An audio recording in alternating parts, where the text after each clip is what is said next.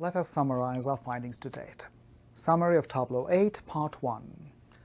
Characterizing side information in chance experiments and the role of conditional probability. Side information in our chance experiments is always folded into the fabric by the specification of the occurrence of an ancillary event, say B. We define the conditional probability of A, given that an event B of positive probability has occurred, to be inwards the proportional part of A which resides in B. And formally, as a matter of mathematical definition, the ratio of the probability of the intersection of A and B to the probability of the ancillary event B. It's a very clean and simple definition. This is something that you should remember.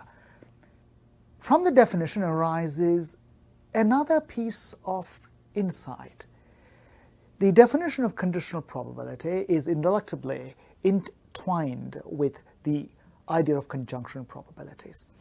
So we could write down conjunction probabilities, probabilities of intersections, in terms of a chain of conditional probabilities.